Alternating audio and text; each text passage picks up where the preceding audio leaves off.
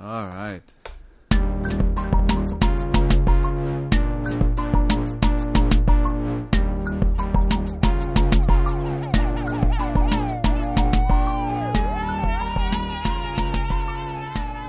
Welcome to episode 56, TGE the podcast. How's it going, everybody? Hope you're doing well. It's another Sunday for us. Always nice to come back. We'll keep on doing it if you keep on listening.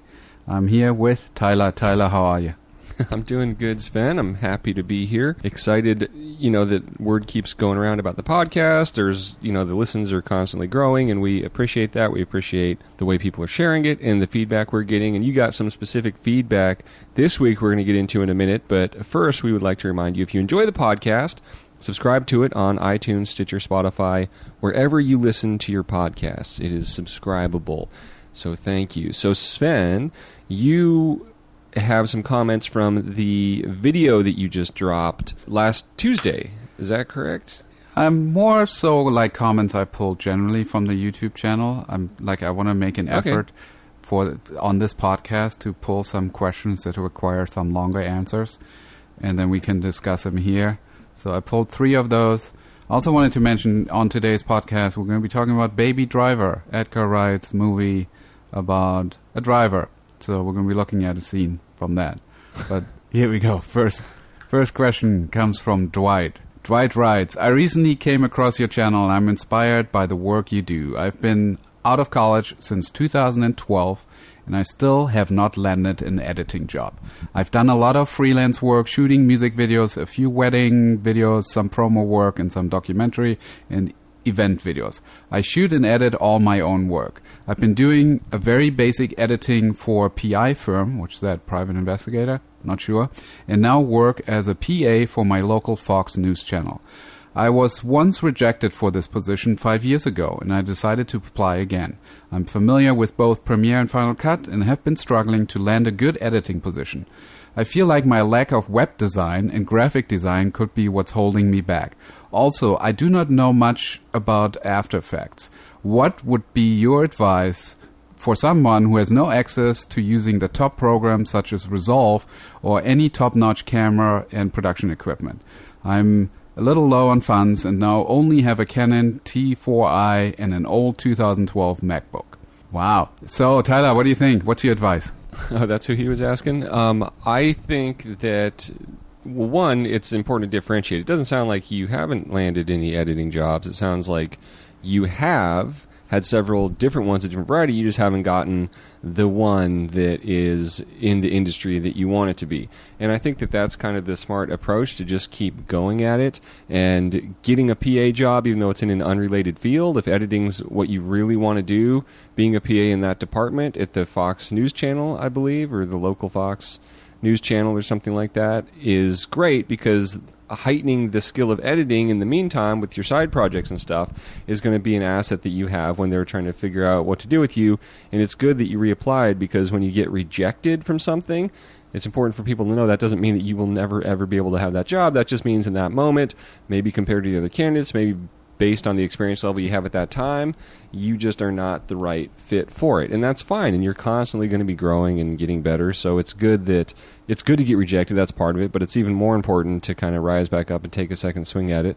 So yeah, keep going on the path you are. This day and age, it's incredibly smart to know how to use After Effects and Photoshop, and any motion stuff you can do is very helpful, because it seems more and more from the job postings I hear about from students and stuff that that's what they want, is someone who can, just be an all-in-one shop. And having a rudimentary understanding of it doesn't really hurt. And I think the best way to do it is just, find something that you're excited to work on with it, like something for your webpage or something like that, and just come up with a cool logo and go at it that way, and just have stuff you want to experiment with in After Effects, or shoot something on green screen, or do whatever that you can get some attention with and heighten those skills. But that's my take, the person you did not ask. Well, I'm going to add to this. Dwight, I'm sensing you're using the I don't have money for equipment excuse. No access to using top programs such as Resolve, which, by the way, is for free. It's a free download. But you might still have trouble using Resolve because you have an old Mac. 2012 might probably not really work all that great on there. Maybe. Canon T4i, that's a pretty good camera. Never, ever make the excuse to say, oh, I can't create art because I don't have the equipment. You can shoot it on your phone, and you're not hearing this for the first time, I'm sure. It's so important that you create and ship, that you make something with whatever equipment you have available. If it's your phone, that's what it is. If you don't have Final Cut 10 and you can't use it because you can't afford it, then cut it in iMovie. And that will run just fine on a MacBook 2012.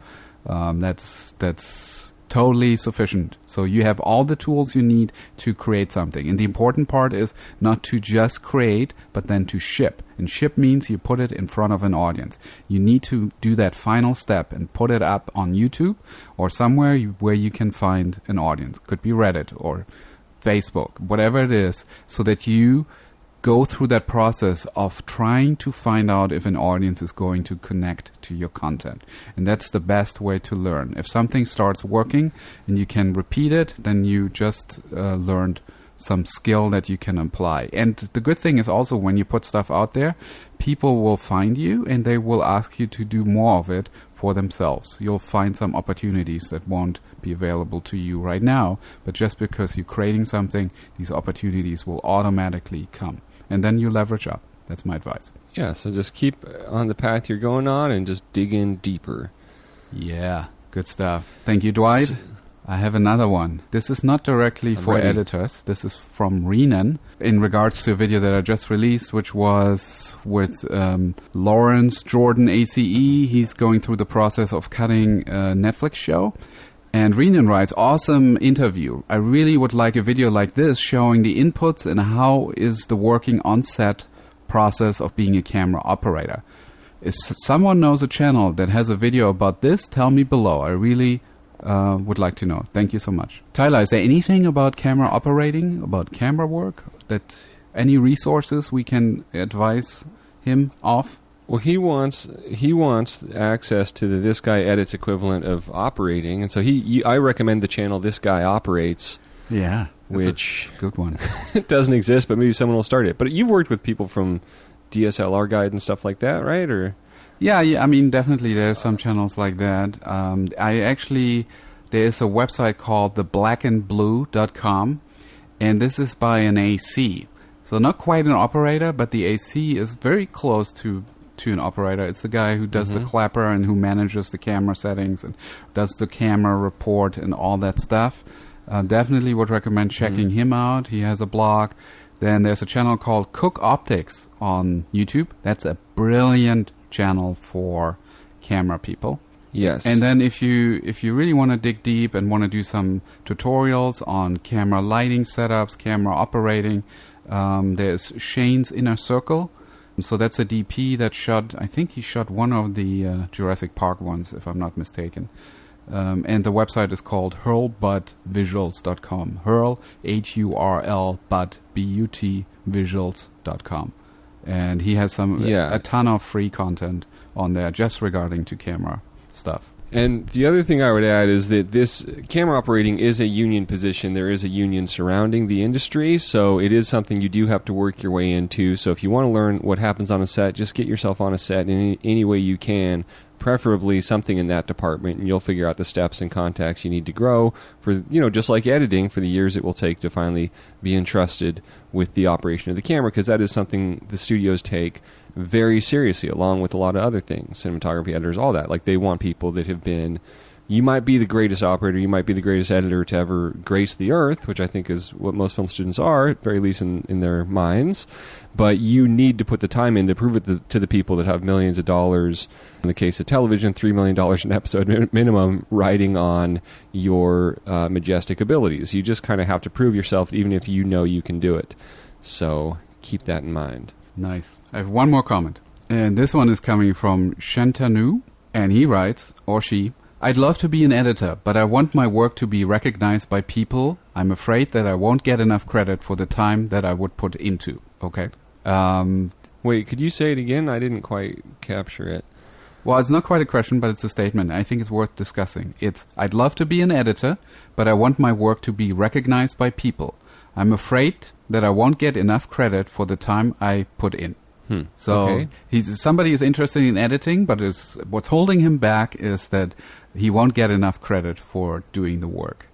Kind of the idea that the editor is invisible, and the work, the audience doesn't know when something is edited well. And before you answer, I would just say it's a little tough because we do not know how credit is being defined in this sense. You will get a credit in the credits of the movie, and you will receive a paycheck, and you will be paid for your work, you will gain experience, you will gain recognition from the people you work with, you will gain recommendations, but maybe credit means something greater. Yeah, I think to that, I would remind you this is a collaborative art form, and I mean, it draws people that are very much in it for themselves. I'm not saying that's what this comment is saying, but if that's your attitude, no matter what you do, it becomes very stifling and very tough to move forward and feel satisfied with the nature of the work that you're doing. Yeah, but it's a very human emotion in the sense that, like, I like to get credit for my work, and sometimes I do feel like, when the director comes on stage and gets applause by the audience, right. And I sit in the audience and the director forgets to mention my name, I'm a little miffed about that. I feel a little sad that even though it doesn't really matter or it doesn't really mean anything because the audience doesn't quite really understand that filmmaking is a collaborative effort. It's always about the actors and the director on the first level, but I can empathize with the sentiment. But I have to say it's definitely not a motivation or shouldn't be a motivation to do anything. Whether you want to edit or not, I think should be based on whether you really truly enjoy it and you're obsessed with the process itself.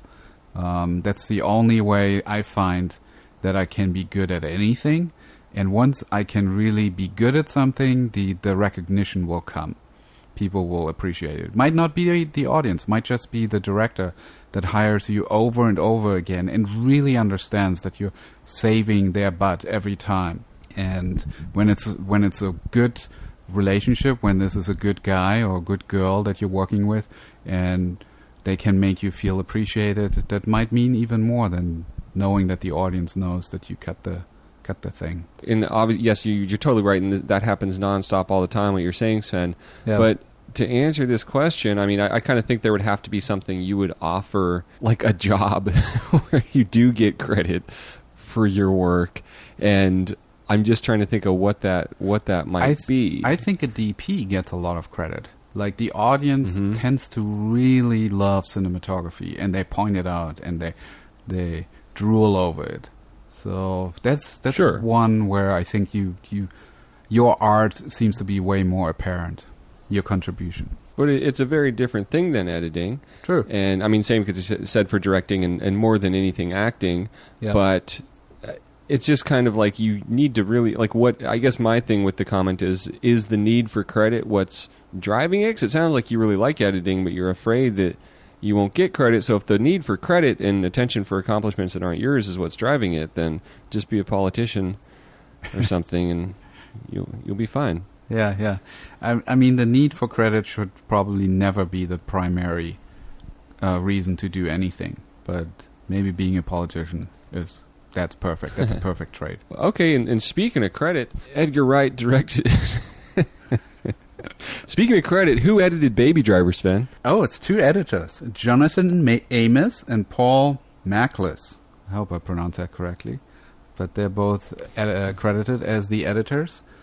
And funny enough, Evan Schiff is credited as animatic editor, and Evan Schiff is the one that did the John Wick 3, the latest one. He's nice. The full editor. So that was kind of a nice, interesting, I guess he worked with Edgar Wright in pre-production here in LA, figuring out some of the shots before they actually did them, which they did a bunch of. I mean, pre-production in this movie was just a big, big part of the editing. They basically cut a previs of a lot of the action scenes beforehand. So previs being 3D, sort of three-dimensional storyboards. Some form of animatics, yeah. I know. I just wanted to be clear for people listening. So yeah, so that kind of stuff when you're doing stuff that's intense and action heavy and dangerous and involves like large several ton objects flying towards each other at hundreds of miles per hour, it's wise to kind of figure that out before you put cameras down and start filming it. And the pre-visualization process can be very helpful with that. For sure. I mean, Edgar Wright really, they take it to the absolute extreme in this one. This is basically near real-time editing. So what happened is that they were shooting a scene and they knew exactly when to cut before they were shooting the scene. So they actually were timing the shots and the performances based on a cut. And why was that? Because they needed to make it work with a pre-selected music track. So they figured out the entire soundtrack of the film, then they figured out all the sequences and what the cuts would be, what the shot composition would be, and then they would actually do the shots, they would put them in the timeline, replace those shots from the previs, and then Edgar Wright would look over to the editor and say, did we get a good take? Does this work? He would give him thumbs up, and then they could move on and do the next thing. And I will speculate that there being 3 editors sounds like it largely reaffirms the point that the commenter was making, which is, man, you don't feel like you're going to get credit. And this could be a case where the editors are getting replaced and swapped out, which happens on big films. But Edgar Wright, I think, is a little more deliberate, a little more passionate than that. And it sounds to me like there is an editor who's specifically working on these elaborate action scenes that are going on in, like, this movie never would have been finished if one person edited all of that stuff. It would have been a significantly longer thing. Like, someone's working on action scenes, someone's working on something else, would be my prediction. But I do not know. Yeah, I know that it feels to me like Paul Mackless was the primary editor. I'm not quite sure what their working relationship was, but he's the guy that also cut Scott Pilgrim and The World's End. So he's been working with Edgar Wright for many, many years. Yeah, I read that Evan basically just helped with the pre-visualization in Los Angeles. There's a whole team of support, additional assistants, and so on and so forth, because the workflow is just really, really complicated. Okay, Sarah, I thought you'd said there were 3 editors, so my mistake. All right, so should we look at the fine work here? I think the other thing that's important about this scene is that it's an introductory scene. It's the first scene from the movie. Now, it is also a scene that was released sort of ahead of the release of the film, and can we confirm this is identical to what was in the movie? Oh, that's a good point. It looks to me like it's identical. The ending is slightly different, I think. Like the credits at the end, that doesn't seem right. Right, not at all. But that's the teaser part of it, but I vaguely remember there being maybe some dialogue and stuff in the actual film, but I could be wrong. I see. Like John Hamm saying stuff and things like that. But I think looking at it in terms of like an introductory scene will be really cool too, because there's nothing spoken in this whole 6-minute scene, and we pick up a lot about the characters, who they are and stuff like that through this what's basically an action scene, but like this entire movie, there's just so much more content to what's happening than merely the action. Cool. So yeah. What are we doing, Sven? What we usually do on this podcast, and we're doing it today, is we're looking at a scene. We want to look at some specifics and just see, why is the storytelling this way? And it doesn't necessarily mean that we know. We just want to ask the questions, and we want to maybe speculate on the answers. And by doing this, we're kind of just honing our craft as editors, because part of being a good editor is to be able to watch and feel, and then take note of what we feel. And that's what the exercise is here on this podcast. It's actually, I think it's good that it's something where you kind of have the opportunity to go back and listen as we talk through the scene and look at the actual scene at the same time, and maybe pause, play with us. But you don't have to. We'll talk you through it, and then at the end we go back and we'll discuss some concepts that we notice. All right, so let's go for it, because This is another one where it's going to go really fast, lots of music, lots of cuts, so we're going to try and do our best. Here we go. You ready? All right, here we go. In 3, 2, 1, click. Alright, it's black. Music comes up. And then we fade up on 2 cars crossing street. There's a white shot. It's covered up by a red car tire insert. We're cutting to an iPod inside the car. Music starts up. This is our hero. And then we're cutting to all the other guys in the car. They all get a medium close-up. With the music beat. And then on the motion, we cut to them exiting the car. They open the trunk, they pull something out of there. Baby, that's the main character, he stays in the car. They walk across the street towards a bank. They cover up their faces. They enter the bank. We're inside the car as he's looking over. Music stops. And then we see Baby dancing to the music, or like singing, miming. He holds a water bottle as a microphone. The car is the camera is moving around, kind of dolly shots, inside and outside. And now he's like miming that he's turning the wheel. He's really like getting into the music. He's turned on the wipers. We're cutting on the turn. Go ahead. We're just learning a lot about the character also through this bit. Yeah. So he's, what do you call that? The guy that's in the car that drives the Escape? The getaway driver. The getaway driver. He's air violining. And there's a cop car passing we don't know by. for sure that he's not doing something awful and dangerous. It makes sense that he is, and then we see a cop car zip by, and then we get quick glimpses of what's going on in the bank and his reactions to that, which are very important, that he's not okay with this. POV which shots is kind of creating conflict between the characters and stuff. Yeah, he's seeing his partners pointing guns, sorry. And at first it looks like it's affecting him. Like it looks like they're going to shoot some people and it's going to affect him, but the music sort of takes him out of the moment. He's back in sort of getaway moment. Okay, they run out of the bank. He revs up the car. He releases the handbrake. I love this moment for the obvious because it also establishes a conflict between the characters. Like one of them thinks he's going to do one thing, pointing forward, Jon Bernthal, and then he does the complete opposite to start this chase. Yeah, it's a great moment. So now we have your basic driving shots. They're followed by a cop car. The street light goes to red. He slides through it, makes an elegant move, and doesn't hit any of the cars, but the cop cars, they obviously crash into the oncoming traffic. But there are more cop cars, and he's focused. Like by the way, he has like these little headphones in his ears, so he's completely in his own zone. Little insert there from the back mirror, where we see more cop cars. A non-attentive viewer would think the cops are chasing him because he has headphones in. All right, so this is he does this little puddle move, which we should talk about, where he does an e-brake kind of slide into a puddle to kind of it's like two 180s, very famous, much discussed shot. Okay, they're on a freeway.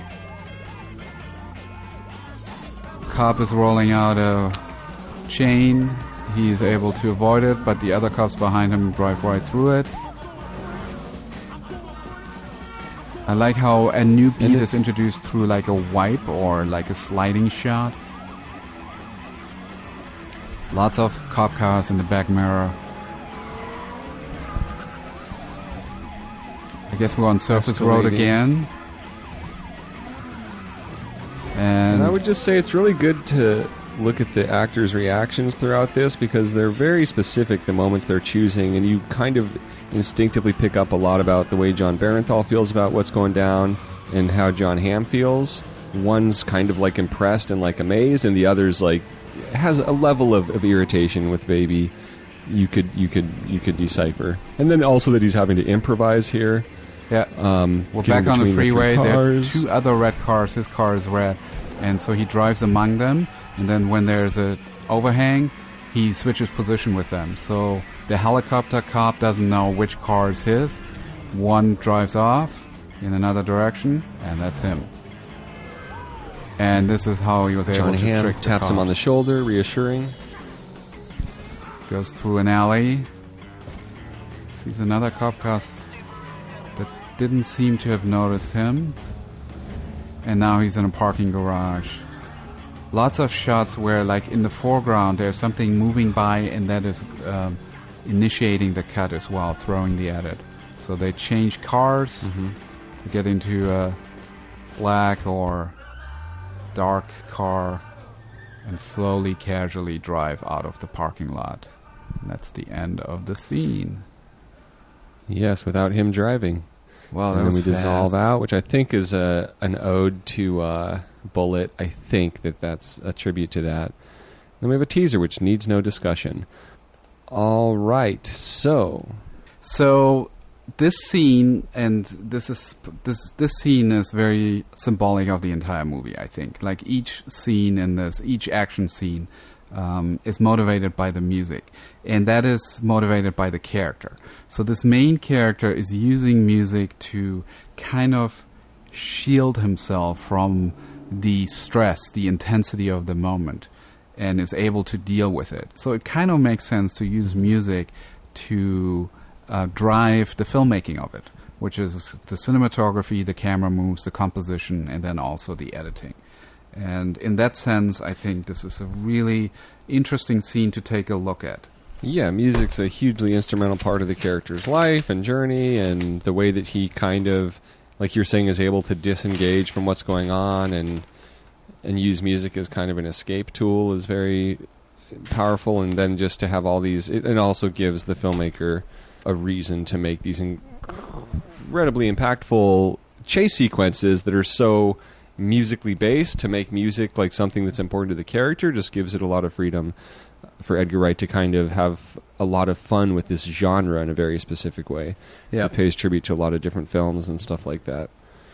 So before we get into it, I have a theory, and you can tell me whether you think I'm right or wrong. But the main character, Baby, obviously had a very traumatic experience in his past, and that's why music is sort of his escape. It also seems to me that he's kind of a little bit on the spectrum, and that he needs patterns, he needs structure to be able to deal with trauma or anxiety or stressful situations. And once you sort of establish those as the rules of this character in the movie, it's really interesting to explore those. So the way that this heist starts and the way that he starts up the music, that's not coincidence. Like he's trying to have as much control as possible for a situation that can go any way possibly. And he's trying to find some rules and some structure in it. And to then use that for the editing, I think is really cool. That's my setup. Mm-hmm. The first shot that I want to talk about is at 42 seconds. And it basically goes from the camera is in front of the car. We're looking at the main character, center frame, through the windshield. In the background, we see his three partners as they're like closing the trunk, and they're carrying some suitcases, and they're walking towards the bank. The cut happens as we are, I don't know what her name is, but she is in the center of the three people walking towards the bank. And as her back is center frame, we cut to somebody that's passing by on the street, sort of like whooshing the camera, wide shot, in the same position, same eye tracing, center frame. And then we cut to them in the wide shot of them crossing the street.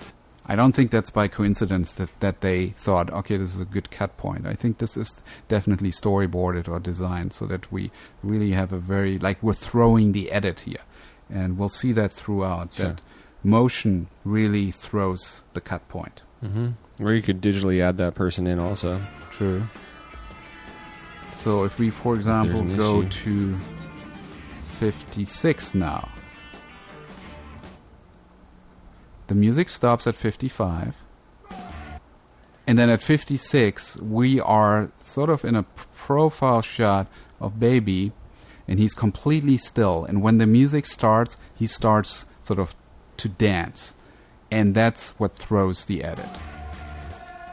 From 56 to 57, the camera is across from the other side of the car, moving, dolly shot. And then it's sort of dollying towards the open window. We can see him holding the water bottle. So that would be another example of throwing an edit. Then I would like to move on to 112. And it's maybe a little earlier. It's a moment when he kind of mimes that he's using the steering wheel. He's pretend steering on the wheel to the music. And it's kind of a new idea. It's a new move in his whole dance routine or choreography. And as this new action starts is where the cut point is. So a new idea, a new thought is sort of empathized by the cut point. So if we go to 112, that's when the action starts. We're in the same shot. It's a dolly shot. And then at 116, 117, a new idea starts where he's like whipping his head back and he's making the next move in his dance. Mm-hmm. And then again at 119, he comes to a complete stop, and that's where we have the new cut. And then at 120, he moves his hand to initiate the wiper, and as the action starts, we're throwing the edit to do the next cut. So throughout this entire scene, I feel like a lot of action, a lot of starting motion is what motivates the cut. And do you think that this was just a ton of coverage, or do you think this was all methodically mapped out with the dance routine? Normally, I would say that's a ton of coverage, and they're finding it as this is being built.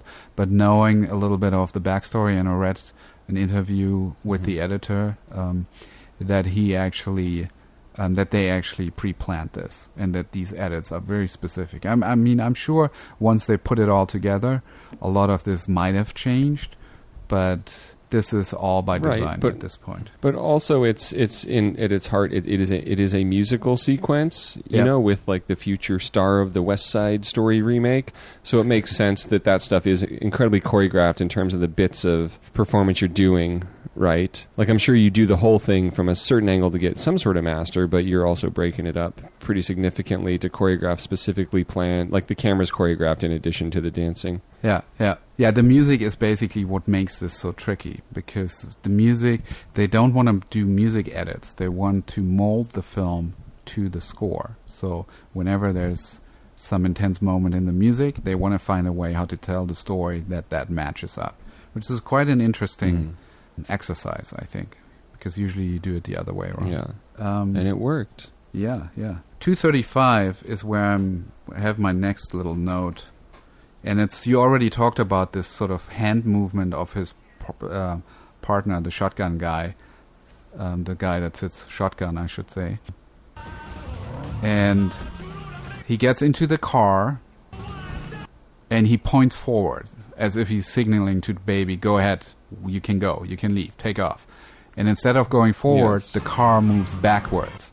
So he's already like 2 steps ahead of even his partners in the sense of how he's going to... but it's also establishing that he's changing the plan because new information has presented itself in that musical sequence, which is a police car is driven by for an unrelated reason, going the direction that he was supposed to be going.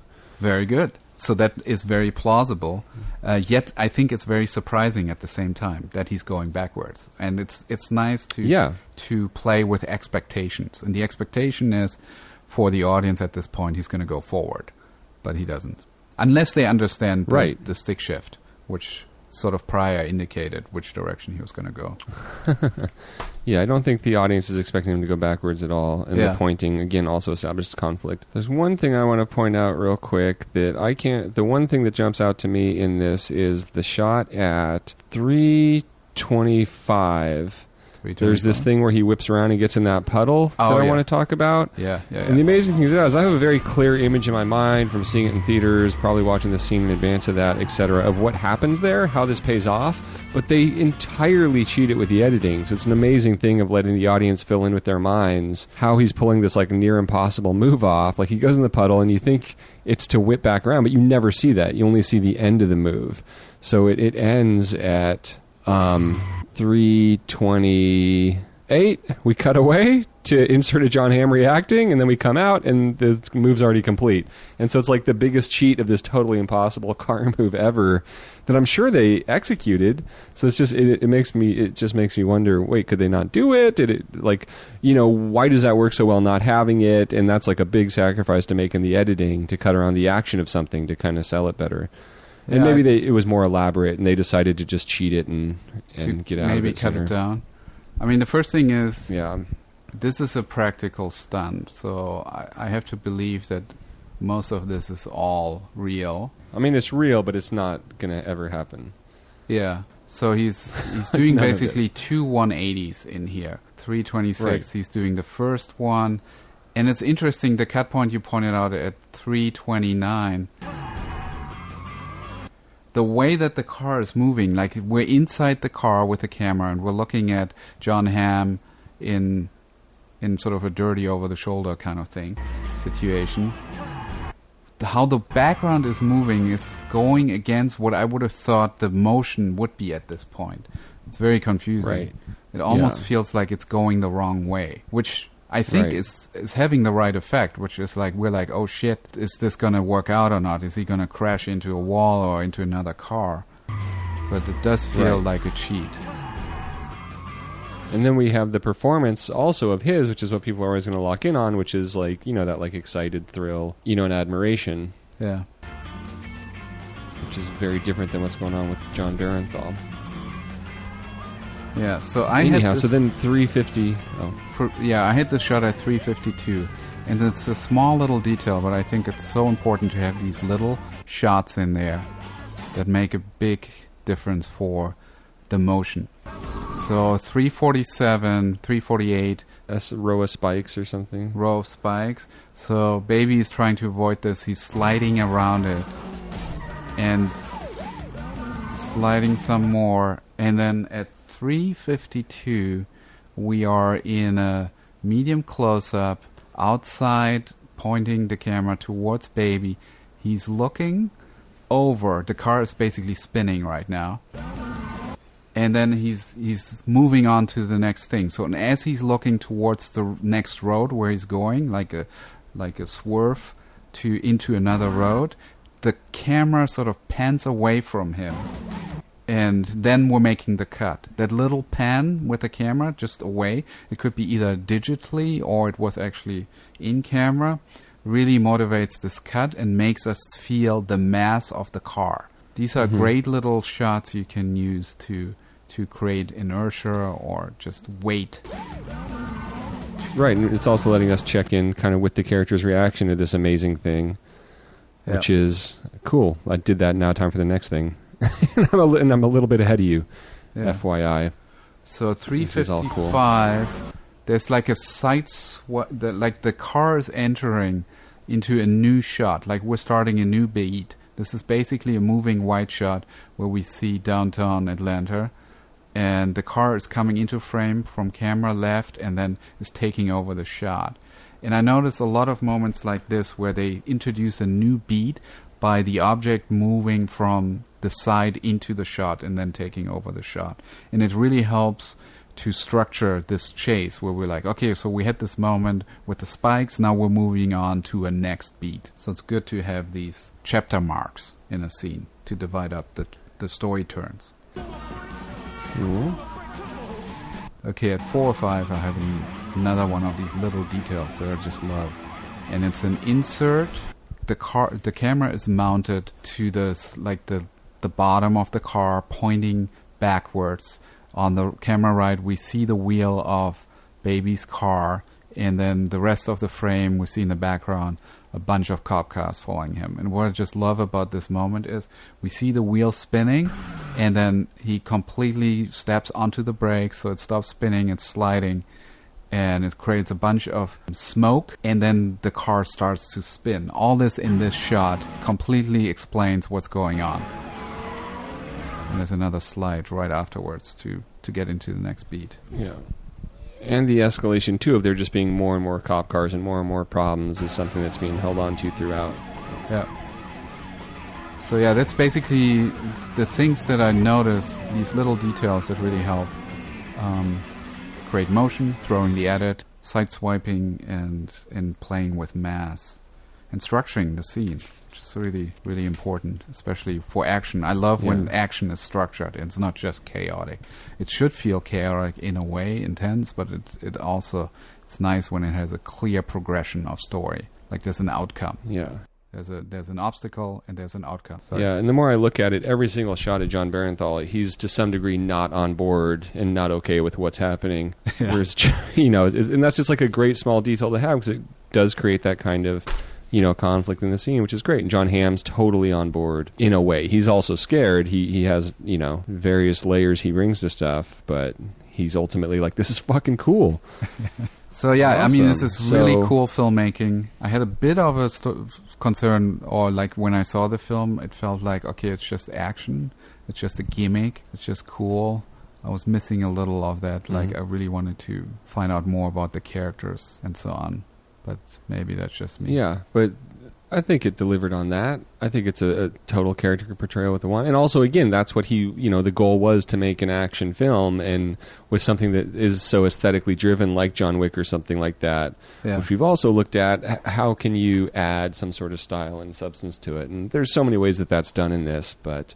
That's true. That's a good comparison, John Wick, bold to this, I think. So very cool. If you do check out Baby Driver, let us know, or if you have checked out Baby Driver, more likely, let us know your thoughts on it. Where can they respond with the thoughts on the podcast, Sven? Oh, send us a tweet at This Guy Edits, and we'd love to hear from you.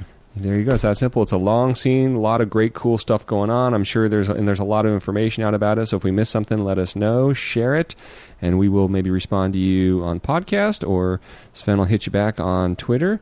And if you like what you're hearing, let a friend know about the podcast. If you didn't like it, also let a friend know about the podcast. And we will look forward to seeing you next week when we are... Do we know what we're doing next week? I thought I have an idea to propose. Either next week or after. Cool.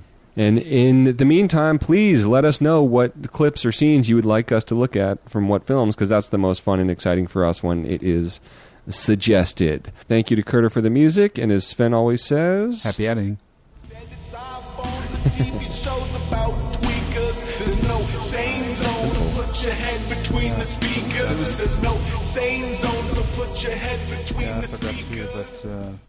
I want to do Apocalypse at some point. Apocalypse Now. Yeah.